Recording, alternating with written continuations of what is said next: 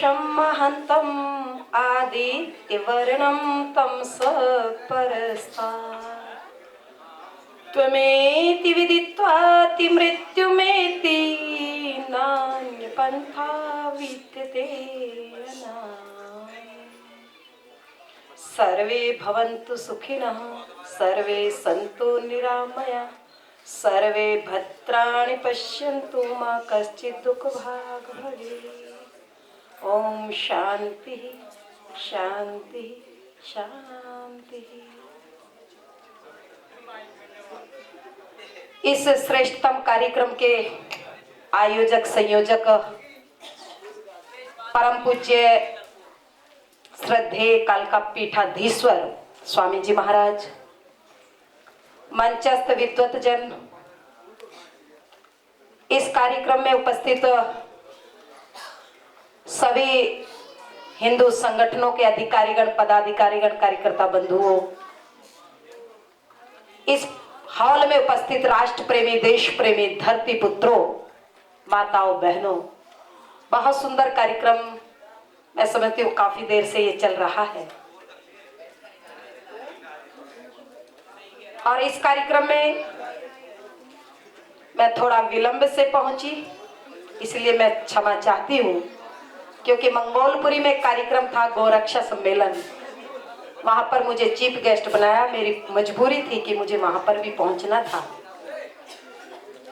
इस कार्यक्रम में मैं पहुंची, आप सबके दर्शन करने का मौका मिला, मैं बहुत प्रसन्न हूँ।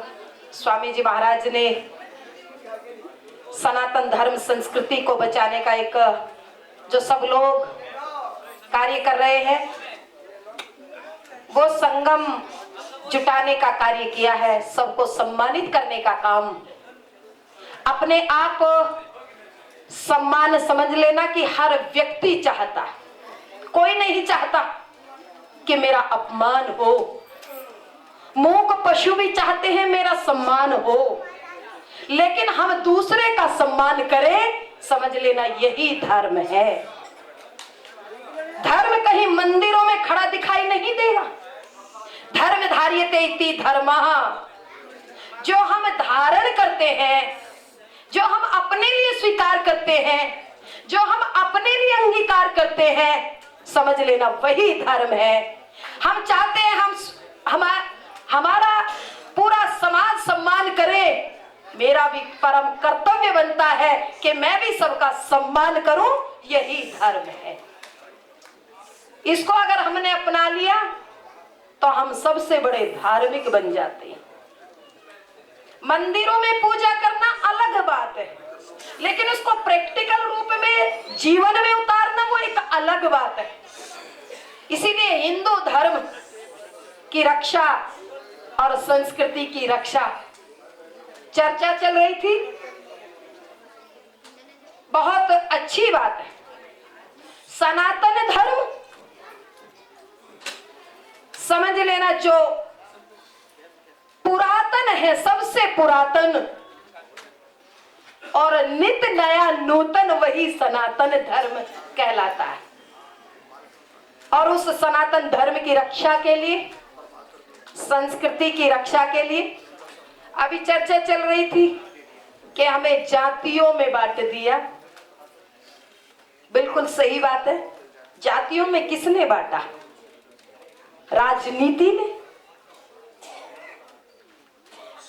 मैं ठाकुरों के सम्मेलन में चली जाऊं तो किसी को कोई आपत्ति नहीं, ब्राह्मणों के सम्मेलन में जाऊं तो किसी को कोई तकलीफ नहीं, जाटों के सम्मेलन में जाऊं तो किसी को कोई परेशानी नहीं, लेकिन हिंदुओं के सम्मेलन में जाऊं तो खुफिया अलर्ट हो जाती, एलआईयू चौकन्नी हो जाती। जिस हिंदू ने नभ में जाकर नक्षत्रों को दी है संज्ञा, जिस हिंदू का वक्ष चीर भू को दी है पावन गंगा, जिसने सागर की छाती पर पाषाणों को तैराया है, हर वर्तमान की पीड़ा को जिसने इतिहास बनाया है, जिसके पांडवों ने किया 100 पुत्रों का जन्म दिया, क्या उसके शिव शंकर गर्त मात्र हो जाएंगे?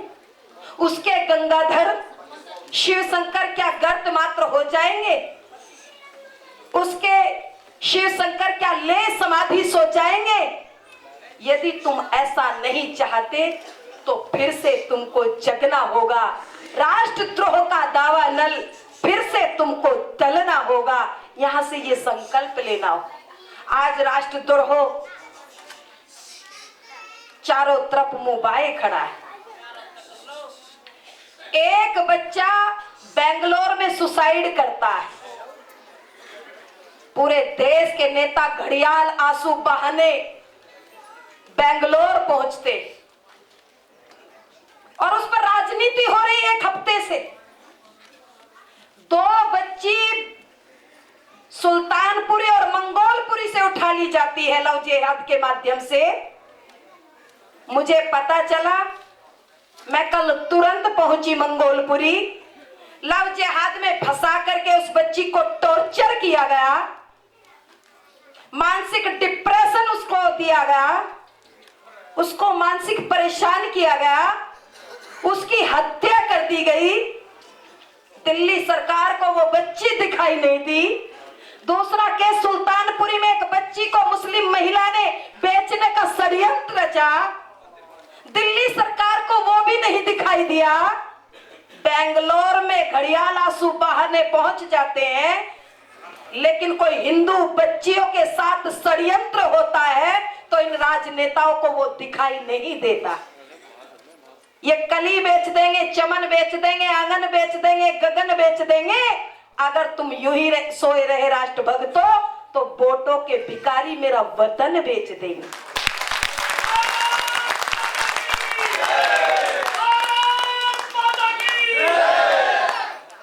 आज देश को, दिल्ली के अंदर क्या हो रहा है, देश को बताने की जरूरत नहीं है।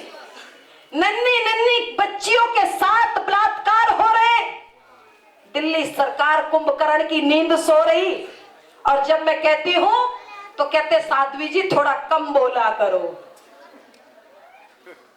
मेरी वाणी पे प्रतिबंध लगाना उचित नहीं, सत्ता के मद में प्रजातंत्र का गला दबाना उचित नहीं। समय उचित हो या यथोचित, जो भी होगा वही कहूंगी मैं। जब आग लगी हो घर घर में तो कैसे चुपचाप रहूंगी मैं। संकल्प किया है हमने कि हम अपना मर्म नहीं बेचेंगे, भूखा रह लेंगे किंतु अपना धर्म नहीं बेचेंगे।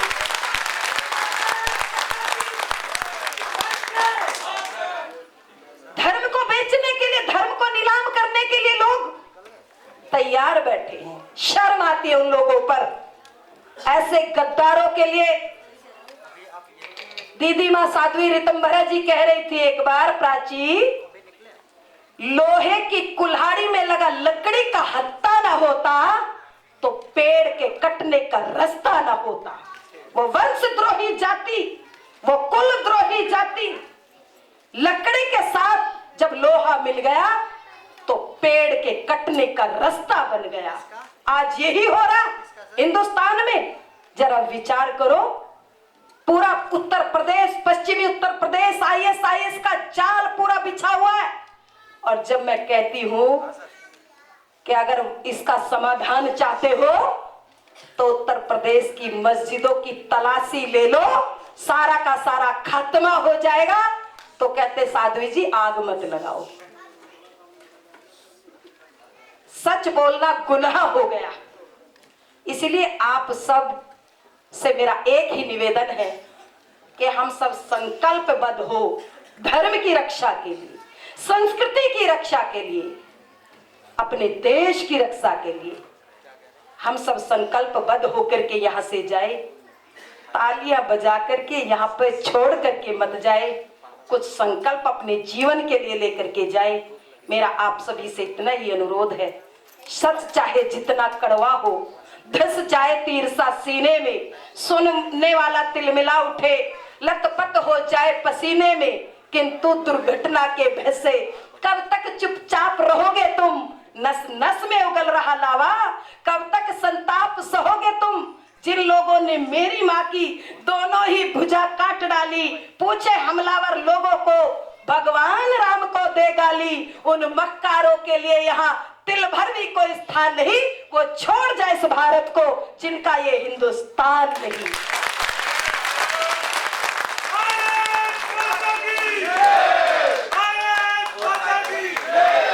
मंदिर में गूंजे वेद मंत्र, मस्जिद में 5 नमाज चले, मुझको ना इससे ऐतराज, इससे ना कोई गम होगा, पर गद्दारों के साथ यहाँ जो कुछ भी होगा कम होगा। वो गद्दारी चाहे कोई हिंदू करे या कोई मुसलमान, और हिंदू चाहे मुसलमान, जिसको इस देश से प्यार नहीं तो फिर उसको इस देश में रहने का कोई अधिकार नहीं। इसलिए मैं इतना ही कहकर के वाणी को विराम देती हूँ। आप सभी का बहुत बहुत धन्यवाद करती हूँ। स्वामी जी ने आपके बीच में मुझे बुलाया, आप सभी के दर्शन करने का मौका मिला। इतना ही कह करके अपनी वाणी को विराम। ओम शांति ही शांति। तालियों की गड़गड़ाहट रोकने नहीं चाहिए। साधक साथी का अभिनंदन हो रहा है। इतनी ओजस्वी वाणी जो आपने सुनी, उसमें हिंदुओं के गौरव के लिए उन्होंने जो भी कहा, उनके प्रति साधुवाद है और उनका सम्मान। जोरदार तालियों के साथ उनका स्वागत। और मैं महाराज जी से निवेदन करूंगा अब इस कार्यक्रम की समापन की तरफ ना संपूर्णता